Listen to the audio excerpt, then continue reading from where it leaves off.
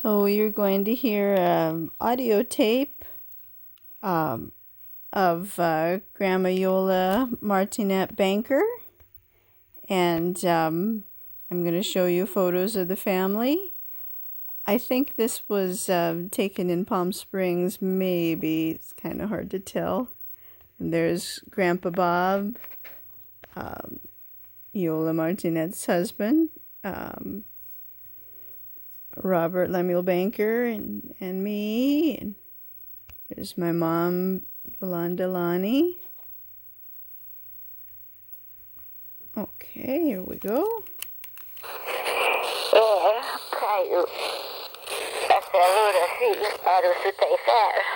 What's that mean?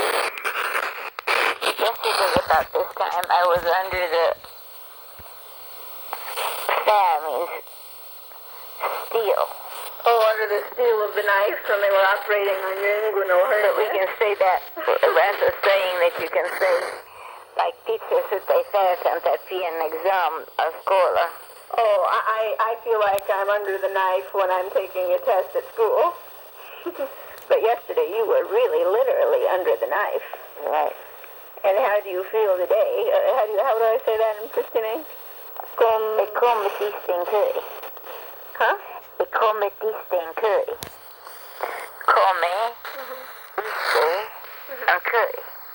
Come and curry. How are you today? Oh. Okay. Sai pok ma. Better to say that. Ma. The pira issue made weekend. Something. Dulur. Something like that. Dulur. Dulur. I think I was right. I thought so. Oh, so smart. See, I don't remember, and you do. No, I just took Dolore and made it kind of sound like French. That's what it was. Ugh, why is this tape so terrible? My God, what did I... Maybe because I fast forwarded it so much. I don't know. What did I do? Well, I hope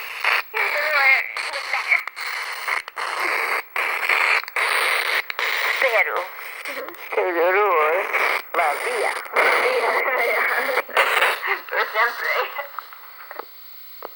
So, I mean... Well, Grandma Iole was talking in her Prustianec dialect about how she had to have a operation sometime around maybe 2002, 2003 for an inguinal hernia, which is a hernia kind of on your low on your abdomen, kind of near your hip, sort of. And I think before that hernia operation, they said she had to have a colonoscopy. And during that colonoscopy, she stopped breathing. And they told me, never let her have a colonoscopy again. So, yeah, I was kind of worried, because if you stop breathing, that's bad. So, many, many years later, during the 2020 coronavirus pandemic of COVID, when she was in the hospital, since I failed to take her to the doctor in time for the urinary tract infection. Anyways, she developed a vesicovaginal fistula, and that's like a little tunnel that leads from the bladder there, and it gets really infected, and the urine doesn't drain out of your bladder. It just kind of goes in this little tunnel and gets really bad infection, and then spreads sepsis everywhere, called urosepsis on her death certificate. Anyways, they were going to do a operation eventually, but of course she didn't live long enough for that operation to fix the fistula. But they ordered her internist doctor said that we should have these IV people come to the house and give her two IVs. One was an antibiotic IV for the infection, and then the other was a hydration IV because I said she was, complaining about being really thirsty. Like, I mean, in the middle of the night, she'd like call me like it was an emergency. I'm so thirsty. I'm so thirsty. And so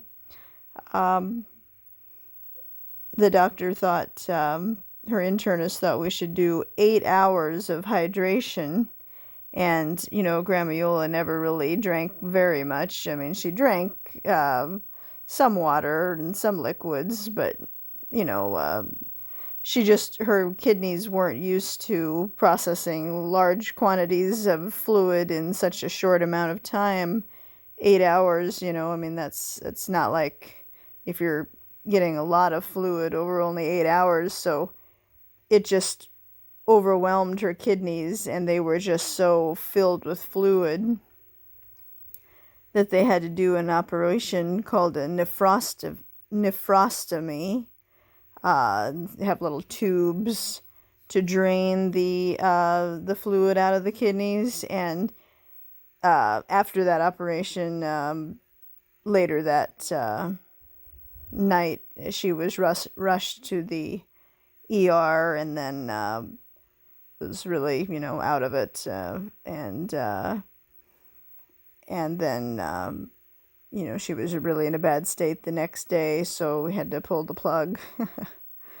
But anyways, I guess my point was when they did the nephrostomy operation, I told them, one time she had a colonoscopy before her inguinal hernia operation, and she stopped breathing, and that was many years ago. So I was worried that during the operations she'd have, currently in 2020, that she might stop breathing. So I, told them about that, and they said they'd try to not use too much anesthetic. And I mean, the operation, she seemed to survive. I think it was ultimately just the infection had spread so bad everywhere that it overwhelmed her, and then having all this stuff on top of it just was the straw that broke the camel's back. I mean, I guess there was a possibility of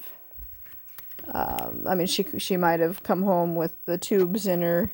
I don't necessarily think she would have had those tubes if they hadn't given her so much IV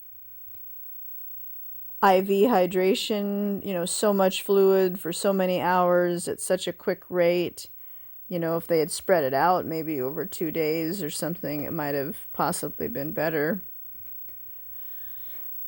She wouldn't have liked to have lived with the tubes. It would have been for the rest of her life, and you'd have to change them, and she was already not comfortable because she was bedridden and too heavy to be turned over much, so she was already not comfortable on her chair, and then to have tubes on her back and leaning against that and trying to get into the wheelchair with that, it would have just been impossible. So I guess it's for the best. At least she got to kind of enjoy life until just about a week and a half before the end.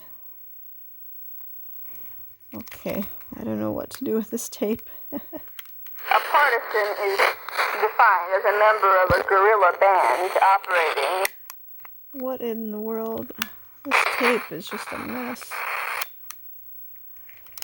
I don't know why I mean, it's old for sure, but some of the other ones aren't so bad.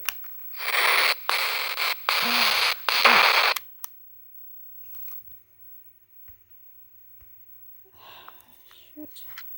Let's see. Say that in specific. Come,